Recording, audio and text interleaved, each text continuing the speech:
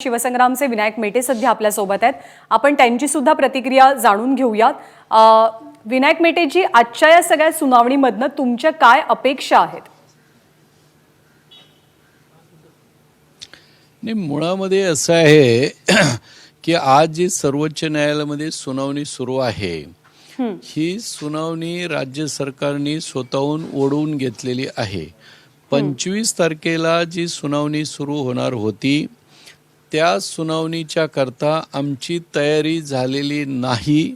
आम्हाला आणखीन वेळ हवा आहे आणि काही लोकांना एकत्रित आम्हाला करायचं आहे, हे सर्वोच्च न्यायालयामध्ये राज्य सरकारनं सांगितलं असल्यामुळं ही आजची अकस्मात सुनावणी लागलेली आहे। ती खरं तर 18 तारखेलाच होणार होती, परंतु ती आज आता होती आहे। आता या सुनावणीमध्ये मग माझं म्हणणं स्पष्टपणे असं आहे याच्यामध्ये की असं ॲप्लिकेशन जेव्हा सरकार सर्वोच्च न्यायालयामध्ये करतं की आम्हाला आणखी वेळ हवा आहे आणि आम्हाला काही गोष्टी करायच्यात, मग गेले वर्षभर या सरकारनं आणि अशोकराव चव्हाण साहेब यांनी काय केलं, काही गोटे खेळले का, हे या जनतेला कळालं पाहिजे ना। मग त्यांना आम्ही 1000 वेळा सांगत होतो की तुम्ही मराठा आरक्षणाच्या संदर्भामध्ये सर्वोच्च न्यायालयाच्या सुनावणीच्या अनुषंगानं एकूण सगळ्यांना मिळून रणनीती ठरवा, सरकारनं ती रणनीती ठरवावी आणि आम्हाला सगळ्या याचिकाकर्त्यांना विश्वासात घेऊन ते तुम्ही सांगा। सरकार जे सांगेल ती ऐकायला आम्ही तयार आहोत, परंतु सरकारला आणि अशोकराव चव्हाणला एवढा इगो प्रॉब्लेम आणि एवढं मोठं हे झालेलं आहे की त्यांना कुणाचंही ऐकायचं नाही, म्हणून वारंवार अशा गोष्टीला सामोरं जावं लागतं आहे आणि त्याचा फटका मराठा समाजाला बसत आहे। आज त्यांनी ॲप्लिकेशन केलेलं आहे की पुढं ढकलावी म्हणून, त्याच्यावर आज निर्णय होईल। दुर्दैवाने जर ते पुढं ढकलली, सुनावणी पुढं ढकलली, तर एका बाजूला सुनावणी पुढे ढकलतायत आणि दुसऱ्या बाजूला मोठ्या प्रमाणामध्ये भरती करायचं काम सुरू आहे। कालच परवाच तुम्ही राजेश टोपे आरोग्यमंत्र्यांनी 17,000 लोकांची भरतीची जाहीर केली। अनिल देशमुखांनी 12,500ची भरती डिक्लेअर केली। काल वर्षा गायकवाड यांनी आपल्या डिपार्टमेंटचे आदेश काढले। नितीन राऊत दररोज भरती करतायत, MPSCची परीक्षा डिक्लेअर करतायत। याचा अर्थ मराठा समाजाला या सगळ्यापासून वंचित ठेवायचं आहे का? म्हणजे सुनावणी पुढे ढकलायची, स्थगिती उठवायची नाही आणि भरती थांबवायची नाही, याचा अर्थ काय होतोय की तुम्हाला मराठा समाजाच्या तरुणांना प्रशासनामध्ये येऊ द्यायचं नाही किंवा मराठा समाजाचं तरुणांचं पुढचं भविष्य उद्ध्वस्त करायचं आहे। हे तरी एकदा सरकारने स्पष्ट करावं। म्हणून कोणत्याही प्रकारची रणनीती या सरकारकडं आरक्षणाच्या संदर्भात अजिबात नाही। 7 तारखेला मी आपल्याला सांगू इच्छेल, मोठी गमतीची गोष्ट आहे, 7 जानेवारीला मुख्यमंत्र्यांच्या समवेत जी बैठक झाली, आपण सुद्धा ती दाखवली। त्या बैठकीमध्ये सांगितलं गेलं जे निर्णय झाले त्यातली एक सुद्धा निर्णयाची अंमलबजावणी त्यांच्या सहकार्यांनी, अशोकरावनी आणि त्यांच्या डिपार्टमेंटनी सुद्धा केली नाही। आम्हाला सांगितलं गेलं की तुमचे सगळे, आम्ही म्हणतोय की सगळे याचिकाकर्ते, त्यांचे वकील आणि सरकारनं मिळून एकत्र या, काय योग्य आहे काय अयोग्य आहे हे बसून ठरवा आणि सरकारनं आम्हाला सांगावं। पण ते अजिबात सरकारनं केलं नाही।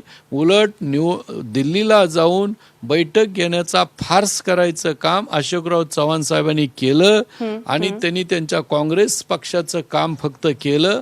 ह्या फक्त बैठकीच्या आणि आरक्षणाच्या नावाखाली त्याचे परिणाम आज मराठा समाज भोगतोय। 7 तारखेच्या बैठकीचा तुम्ही उल्लेख केला, तसे कोणते निर्णय झालेले होते ज्याची अंमलबजावणी झाली नाही, आणि दिल्लीत जी बैठक झाली त्याचाही उल्लेख तुम्ही केला, तर दिल्लीतल्या बैठकीत काय झालं याची माहिती तुम्हा मराठा संघटनांपर्यंत, मराठा नेत्यांपर्यंत पोहोचवण्यात आली होती का? 7 तारखेला जी बैठक झालेली होती त्या बैठकीमध्ये सगळ्यात महत्त्वाचं की आम्ही मागणी केली की जेवढे याचिकाकर्ते आहेत त्या सगळ्या याचिकाकर्ते, त्यांचे वकील, सिनियर काउन्सिलर आणि सरकार यांनी एकत्र यावं, बैठक घ्यावी आणि रणनीती ठरवावी। ते मुख्यमंत्र्यांनी हो म्हणलं होतं. तर त्या संदर्भ आणि म्हणले अशोकराव चव्हाण साहेब ती बैठक घेतील, तुम्हा सगळ्याला आणि वकिलांना निमंत्रित करतील. त्या संदर्भात अशोकराव चव्हाण साहेबांनी कुणालाही बोलवलं नाही, फक्त काँग्रेसची मंडळी जी होती त्यांना बोलवलं आणि फक्त एकच अभिषेक मनु संघवी साहेब होते दिल्लीला. बाकी सगळे जे वकील तिथं होते ते मुंबईहूनच घेऊन गेलेले वकील होते. बाकी कोणीही वकील तिथं नव्हतं.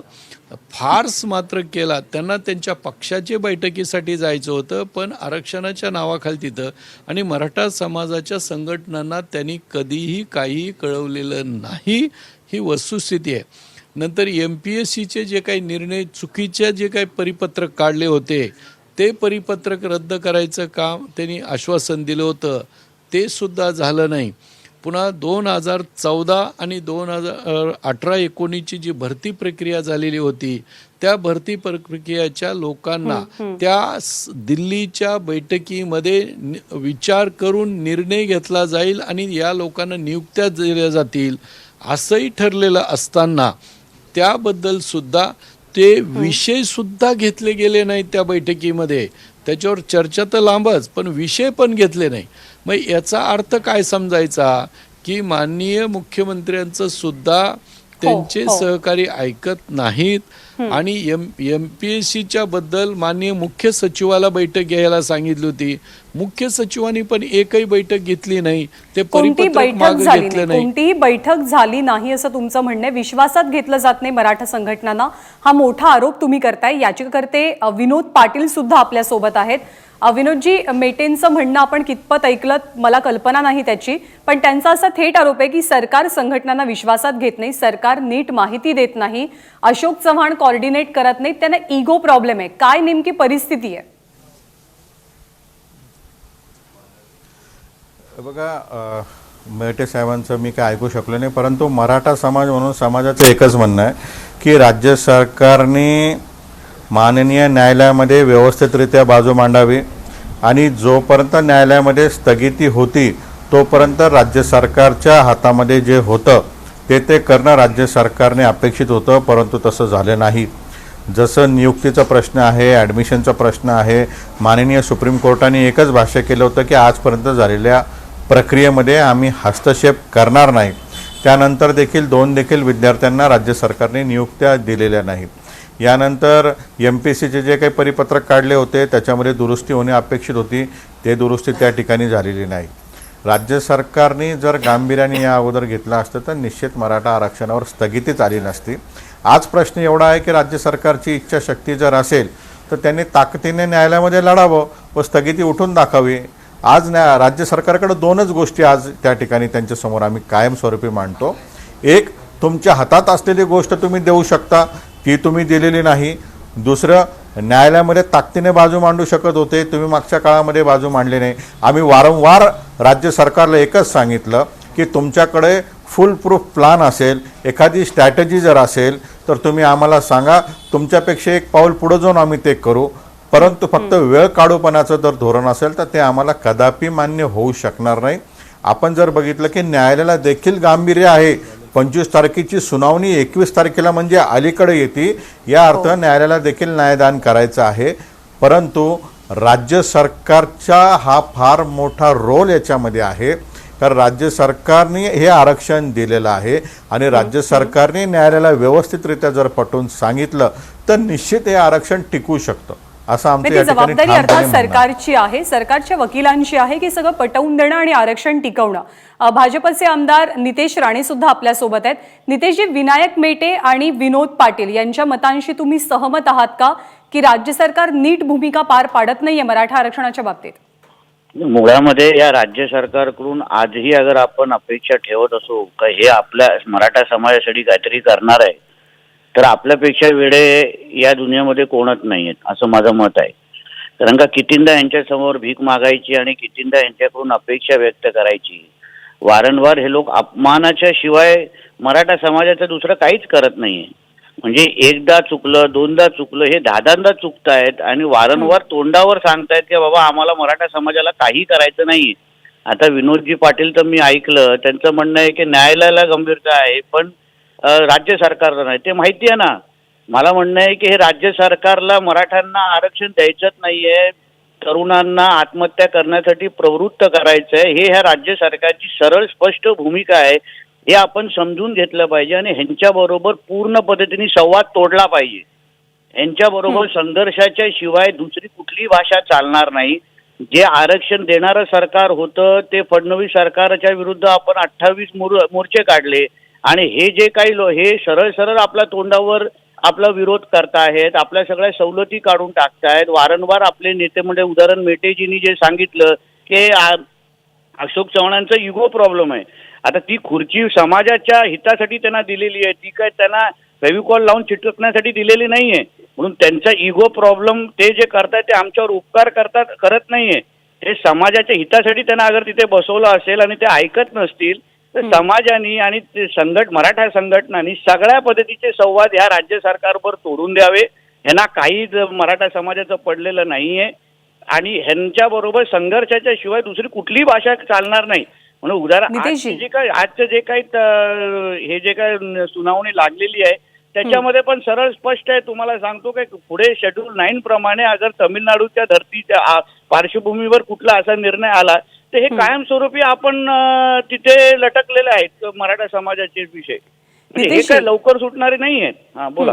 अशोक चव्हाणांबद्दलची तुमची नाराजी दिसते, विनायक मेटेंची नाराजी दिसते. एक बैठक झालेली होती, एकच मुद्दा घेऊन मी पुढे जाते. एक बैठक झाली होती, त्यामध्ये सगळ्या मराठा संघटनांचे प्रतिनिधी होते. हा विषय तिथे चर्चेला गेला. विनायक मेटे अधिक सांगू शकतील.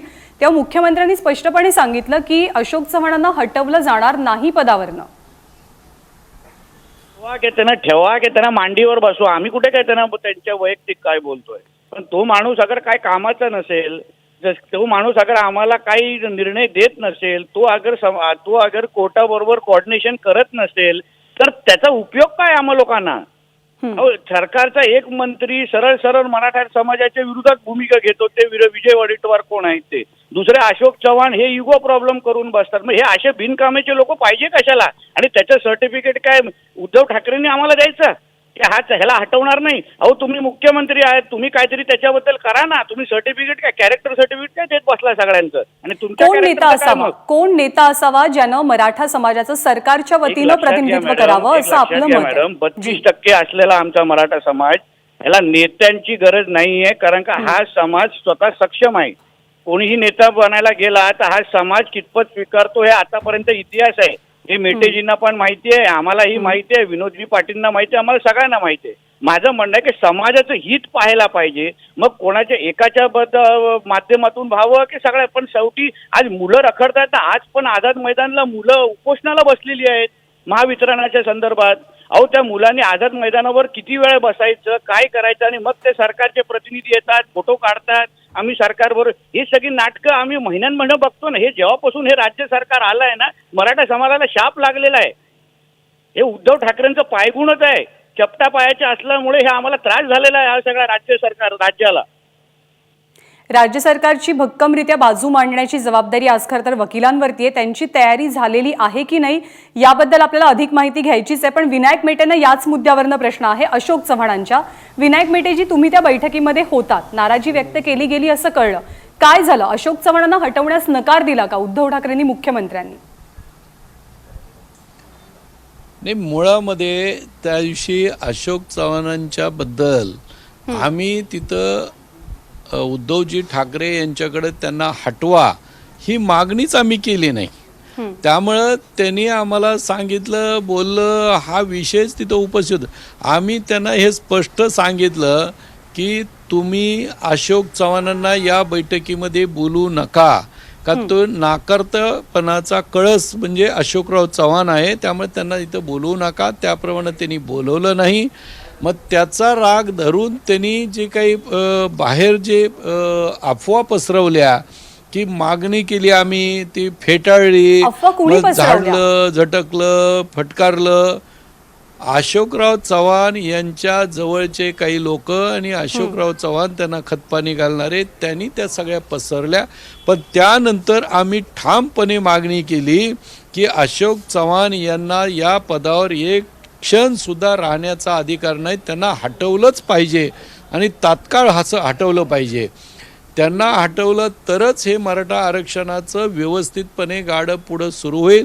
अन्यथा आतापर्यंत त्यांनी जे काय वाटोळं केलेलं आहे ते पूर्णपणे वाटोळं व्हायला वेळ लागणार नाही. म्हणून उद्धव ठाकरे यांना जर काही मराठा समाजाचं हित पाहायचं असेल तर सुप्रीम कोर्टातले चांगली बाजू मांडण्याकरता हे अशोकराव चव्हाण यांना तात्काळ बाजूला केलं पाहिजे असं आमचं ठामपणे मत आहे. अच्छा, विनोद पाटील याचिकाकर्ते आहेत, आणि त्यांना पुढे जेव्हा proceedings बद्दल- बैठक होईल आणि पुढं जेव्हा बैठक आमची होईल तेव्हा पहिली मागणी आमची असेल की अशोक चव्हाण या पदावरून हटवल्याशिवाय बैठक होता कामा नये. म्हणजे तोवर तुम्ही कुठल्याही बैठकीला सरकारच्या जाणार नाहीत? तर नाही, जाऊन करायचं काय आता? जर त्या अशोक चव्हाण जर बैठकीला असतील आणि अशोक चव्हाण त्या पदावर असतील तर बैठकीला जाऊन काही अर्थ नाही. म्हणून अशोक चव्हाण यांना या पदावरून हटवल्याशिवाय बैठक करू नये असं माझं आपल्या माध्यमातून सगळ्या संघटनांना, सगळ्या मराठा समाजाच्या नेत्यांना सुद्धा आव्हान आहे. मी सुद्धा ते बैठक हटवल्याशिवाय आता बैठक कोणती करू नये या मताचा आहे. अशोक चव्हाण यांना हटवलं गेल्याशिवाय मराठा संघटनांनी बैठकीमध्ये सरकारसोबत सहभागी होऊ नये असं आवाहन तुम्ही करताय. विनोद पाटील, तुमच्यासाठी प्रश्न आहे. खरं तर आजची सुनावणी कोणकोणत्या अर्थानं महत्त्वाची आहे, याच सोबत तयारी जी व्हायला पाहिजे होती, म्हणजे 25 तारीख होती, खरं तर आज सुनावणी होती आहे, पण 25 तारखेपर्यंत सरकारची जी तयारी अपेक्षित होती, वकिलांची जी तयारी अपेक्षित होती, ती खरंच झाली आहे का, होऊ शकली आहे का? तयारी झालेली आहे. या अगोदरच न्यायालयाने स्पष्ट केलं होतं की 18 तारखेपर्यंत आपलं सर्वांचं लेखी म्हणणं त्या ठिकाणी मांडावं, 18च्या आसपास. आणि मागच्या काळामध्ये युक्तिवाद झालेला आहे आणि मागच्या काळामध्ये युक्तिवाद झालेला असताना जे काही मुद्दे मांडायचे होते त्या मुद्द्याची तयारी झालेली आहे. हे बघा, मराठा आरक्षणामध्ये दोनच मुद्दे आहेत. एक, 50% मर्यादा ओलांडली आहे, त्यामध्ये अपवादात्मक परिस्थिती सिद्ध होती का? होय, ती सिद्ध होती. मागास आयोगाचा रिपोर्ट आहे. आणि आज राज्यामध्ये 52% आरक्षण आहे आणि 10% आरक्षण जे केंद्र सरकारने दिलेलं आहे IWS, म्हणजे 62% मर्यादा आज महाराष्ट्राने ऑलरेडी ओलांडलेली आहे. तेव्हा 50%चा मुद्दा राहत नाही. दुसरा मुद्दा आहे की इंदिरा साहनी खटल्याचा. इंदिरा साहनी खटला हा जातीने मागास असलेल्यांसाठी लागू आहे, मराठा आरक्षणासाठी लागू होत नाही. एवढे दोनच मुद्दे माननीय न्यायालयाला पटवून द्यायचे आहे. आपण एक लक्षात घेतलं का, आमचा मुद्दा नेमका काय आहे? आमचा मुद्दा असा आहे की समाजामध्ये विद्यार्थी फ्रस्ट्रेशनमध्ये आलेला आहे, त्यांचं वय निघून चाललेलं आहे, जॉईनिंग थांबलेली आहे, ॲडमिशन्स होऊ शकत नाही. ह्या सर्व पार्श्वभूमीवर राज्य सरकारला वारंवार आम्ही पॉईंट आऊट करतो आणि आमचं एवढंच म्हणणं आहे की सरकारच्या हातामध्ये जे होतं ते सरकारने केलेलं नाही. न्यायालयामध्ये बाजू मांडणे सरकारच्या हातामध्ये आहे, ते मागच्या काळामध्ये सरकारने केलं नाही. आज सरकार करेल का नाही देव जाणे. जर सरकारने केलं, सरकार आम्ही वारंवार का सांगतो की न्यायालयामध्ये मराठा आरक्षणाला त्या ठिकाणी 3 लोक रिस्पॉन्डंट दिलेले आहे. एक राज्याचे मुख्यमंत्री, दुसरे राज्याचे मुख्य सचिव आणि तिसरे त्या ठिकाणी रिस्पॉन्डंट नंबर 3 म्हणून मी समाजाच्या वतीनं आहे. आमचा प्रॉब्लेम असा आहे की पहिले सरकारचं ऐकलं जातं, सरकारचं म्हणण्यानंतर आम्हाला बाजू मिळते. त्यामुळे जोपर्यंत सरकार ठामपणे बाजू मांडत नाही तोपर्यंत त्या ठिकाणी आरक्षणाची स्थगिती उठू शकत नाही. त्यामुळे सरकारने गांभीर्याने घ्यावं असं आमचं या ठिकाणी मत आहे. आणि यापुढे जाऊन माझं असं मत आहे की संपूर्ण सरकारची जबाबदारी आहे, तिन्ही पक्षाची जबाबदारी आहे की मराठा आरक्षण टिकवण्यासाठी त्यांनी प्रयत्न केला पाहिजे. नाही, सरकारची जबाबदारी तर आहेच, कारण सर्वोच्च न्यायालयात समाजाच्या वतीनं सरकारच बाजू मांडणार आहे. अनेक विद्यार्थ्यांचं भवितव्य शैक्षणिक असेल, नोकरीच्या बाबतीतलं असेल, ते या पुढच्या सुनावण्यांवरतीच अवलंबून आहे. त्यामुळे अर्थात ती सरकारची मोठी जबाबदारी आहे, सर्वोच्च परीक्षा असंही आपण त्याला म्हणतोय. विनायक मेटेजी, माझे सहकारी राहुल कुलकर्णी यांना तुम्हाला एक प्रश्न विचारायचा आहे. राहुल,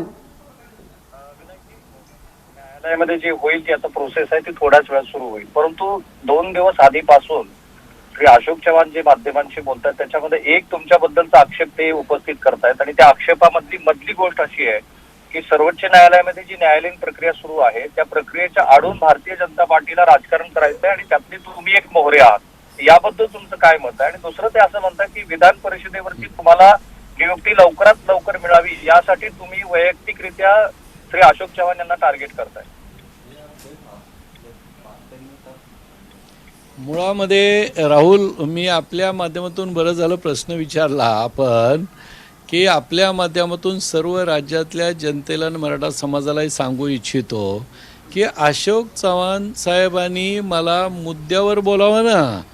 त्यांना मुद्द्यावर मला बोलण्याकरता, माझे मुद्दे खोडण्याकरता त्यांच्याकडं एकही मुद्दा नाही. मी 50 मुद्दे सांगू शकतो की अशोक चव्हाणांच्या या चुकीमुळं मराठा समाजाची ही अवस्था झाली आहे. मराठा समाजावर स्थगिती मिळवण्याची वेळ अशोक चव्हाण साहेबांच्या मुळं आली. ही 50 गोष्टी मी त्यांच्या सांगू शकतो कुठल्या 50 मुद्देनुसार. गोष्टी आहेत? बेटे साहेब, त्यांनी कुठल्या मला 50 एक गोष्टी गोष्ट तरी सांगा. मी मुळामध्ये पहिल्या वेळेस मी तुम्हाला सांगतो ना, त्या पण सांगतो, पण त्यांच्याकडं हा कोणताही मुद्दा नसल्यामुळं माझ्याबद्दल फक्त त्यांना सवंग लोकप्रियता करता आणि नेहमीची ट्रिक की हे भाजपचे मोहरे आहेत, भाजपचा अजेंडा वापरतात किंवा हे त्यांचे असे आहेत तसे आहेत. पण मी आपल्याला सांगतो की 102ची घटना दुरुस्ती ही फक्त घटनापीठाकडे गेली. त्या घटनापीठाकडे फक्त विनायक मेटे शिवसंग्रामनीच त्याला चॅलेंज केलं आणि ते चॅलेंज करत असताना माननीय केंद्र सरकारला मी पार्टी केलेलं आहे, राज्य सरकारनं केलं नाही.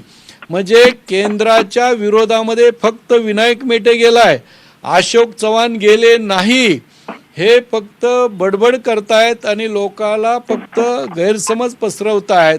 आता राहिला प्रश्न कितीतरी गोष्टीचा. अशोक चव्हाणांना जेव्हा 7 जुलैला सुनावणी सुरू झाली ती सुद्धा माहिती नव्हती. ती सगळ्या समाजाच्या संघटनांनी ओरड केल्यानंतर त्यांना जाग आली, ते माहिती झालं. हॅलो जी तुम्ही बोला, तुम्ही तुमचा मुद्दा पूर्ण करा, ऐकू येत आहे. बोला तुमचा मुद्दा पूर्ण करा, ऐकू येतंय. ते सुद्धा त्यांना माहित. जेव्हा 7 जुलैला सुनावणी सुरू झाली तेव्हा त्यांना जाग आली. सर्व संघटनांनी ओरड केल्यानंतर मग त्यांनी बैठका घ्यायला सुरुवात केली. तोपर्यंत मराठा आरक्षणाच्या बद्दल यांनी झोपा काढल्या. ती सुरू झाल्याच्या नंतर सुद्धा वकील नेमले गेले नाही. नंतर ओरड झाल्यानंतर वकील नेमले, ते सुद्धा अर्धवट नेमले. आज सुद्धा चांगले वकील आणखीन बाहेरच त्यांनी ठेवले. ज्यांनी मुंबईमध्ये केस लढवल्या त्याच्यातले बरेचसे लोक आजही बाहेर आहेत. एक सर्वोच्च न्यायालयाने अनेक वेळा सांगितलं की ज्या गायकवाड अहवालावर आरक्षण टिकलेलं आहे, मिळालेलं आहे, त्याचा इंग्रजी भाषांतर करून द्या. या ग्रस्तांनी आज तागायत अजून भाषांतर करून दिलेलं नाही. यांनी जे कोविडच्या काळामध्ये जो 4 मेचा GR होता की नौकर भरती आम्ही करणार नाही, तो त्या ठिकाणी दाखवण्याचं काहीच कारण नव्हता. आपल्या वकिलाच्या मार्फत यांनी तिथं दाखवला आणि कायमस्वरूपीची अंतरिम स्थगिती अगोदर 1.5 महिन्याच्या काळामध्ये आली, नंतर कायमस्वरूपी ती स्थगिती आली. हे आपल्याला माहिती. मेटे साहेब इथे तुम्हाला एक मेटे साहेब इथे तुम्हाला लगेच थांबवायला पाहिजे. मेटे साहेब यासाठी तुम्हाला थांबवायला पाहिजे की आपल्यासोबत विनोद पाटील आहेत, त्यांची अराजकीय भूमिका आहे. पाटील साहेब, विनायक मेटे साहेब जे सांगतायत त्यात किती तथ्य आहे याच्यामध्ये महाराष्ट्राला सांगा. थांबा अराजकीय भूमिका आपण समजून घेऊ, कारण सुनावणीला थोडा वेळ आहे. आपण विनोद पाटील साहेबांना समजून घेऊ ना, कारण तुम्ही अत्यंत सिरियस राजकीय आणि जे सुनावणीच्या दरम्यानचे महत्वाचे घटक आहेत ते सांगितलेत. होय, याच्यामध्ये जर आपण बघितलं पार्श्वभूमी बघितली तर एका दिवसात राहुलजी काही स्थगिती आलेली नाही. एका दिवसात काही मराठा आरक्षणाला स्थगिती आलेली नाही. एका पाठोपाठ एक चुका त्या ठिकाणी होत गेल्या. जर फुल प्रूफ प्लान आणि एक स्ट्रॅटेजी जर त्या ठिकाणी न्यायालयामध्ये असती तर स्थगिती आली नसती. अगदी एकच उदाहरण द्यायचं ठरलं तर ज्यावेळेस कोविडच्या परिस्थितीमध्ये माणसाला माणूस भेटत नव्हता, अशा वेळेस विरोधकांच्या वतीने मॅटर मेन्शन करण्यात आलं आणि न्यायालयाला स्थगितीची मागणी करण्यात आली. त्यावेळेस न्यायालयाने अंतरिम स्थगिती देण्याचं फेटाळलं. त्याच वेळेस 5 न्यायमूर्तींचा अर्ज आम्ही केला आणि 5 महिन्यानंतर राज्य सरकारने त्या ठिकाणी अर्ज केला. तर एवढाच प्रश्न आहे की एकच उदाहरण जर द्यायचं ठरलं तर ही स्ट्रॅटेजी जर एकाच वेळी आखल्या गेली असती आणि एक फुल प्रूफ प्लान त्या ठिकाणी असता तर आजची परिस्थिती वेगळी असती. याच्या पलीकडे आपण जर बघितलं की न्यायालयामध्ये जे जे करावं लागतं आणि ज्या ज्या पद्धतीने करावं लागतं ते त्या ठिकाणी झालेलं नाही आहे आणि याचा परिणाम संपूर्ण समाज आज आम्ही या ठिकाणी भोगतोय. याचा अर्थ असा की तुम्ही सुद्धा मेटे साहेबांनी जे बेसिक प्रश्न उपस्थित केलेत, एकूण आत्ताचं जे सरकार आहे त्यांच्या न्यायालयीन प्रक्रियेमध्ये असलेल्या सहभागाविषयी तुम्ही सुद्धा तेच इंडिकेट करताय. नाही, याच आपण एक जर लक्षात घेतलं की मागच्या काळामध्ये सरकारने ज्या राहुलजी, ज्यावेळेस चुका केल्या होत्या, ज्यावेळेस ते आरक्षण द्यायला तयार नव्हते, सुप्रीम कोर्टातनं आम्ही टाईम बाउंड करून आणला, मुंबई हायकोर्टातनं टाईम बाउंड केला, त्यावेळेस राज्य सरकारने आम्हाला जुमानलं नाही. अतिशय संघर्ष झाल्यानंतर हायकोर्टाने राज्य सरकारला फटकारलं होतं. त्यावेळेसच्या चीफ जस्टिस होत्या मंजुला मॅडम, त्यांनी राज्य सरकारला सांगितलं होतं की दिवाळीच्या सुट्ट्या लागणाऱ्या तत्काळ आरक्षणाचा विषय मार्गी लावा. ज्यावेळेस हरीश साळवे साहेब आमच्यासाठी उभे होते. सरकार कोणतंही असो, हे बघा आमच्या समोर एकच प्रश्न आहे की मराठा आरक्षण. मागच्या सरकारने ज्या ज्या चुका केल्या आम्ही ते वेळोवेळी मांडल्या, या सरकारने ज्या चुका केल्या त्या वेळोवेळी मांडल्या. या सरकारने जर एखादा दुसरा निर्णय मराठा समाजाच्या हिताचा घेतला त्याचं अभिनंदन देखील आम्ही त्या ठिकाणी केलं आहे. प्रश्न असा आहे की आम्हाला राजकारणाशी घेणं देणं नाही, मुख्य चेअरवर कोण बसला आम्हाला त्याच्याशी घेणं देणं नाही. आज मराठा समाज सफर होतोय, पिढी त्या ठिकाणी वाट बघतीये. 2014 ते 20 पर्यंतच्या नियुक्त्या थांबलेल्या आहे, 2019-20चे ॲडमिशन्स त्या ठिकाणी थांबलेले आहे. उद्याचं जे भावी आयुष्य बघू इच्छिता ते त्या ठिकाणी थांबलेलं आहे. ते सर्व नुकसान, हे बघा एकटं मराठा समाजाचं नुकसान नाही आहे, हे संपूर्ण महाराष्ट्राचं नुकसान आहे. कारण मेरिट वाढलं, चांगले अधिकारी झाले, चांगले विद्यार्थी मुख्य प्रवाहामध्ये आले तर ते राज्याची सेवा करतील. परंतु प्रॉब्लेम आमचा एक फार मोठा आहे या ठिकाणी की मागच्या सरकारला वाटायचं की आम्हाला राष्ट्रवादी काँग्रेस पक्ष करायला लावतंय, या सरकारला वाटतं आम्हाला BJP करायला लावते. आमचा कुठलाही पक्ष नाही आहे, आमचा कुठलाही वेगळा धर्म नाही, फक्त आणि फक्त मराठा आरक्षण हेच आमची प्रायोरिटी आहे.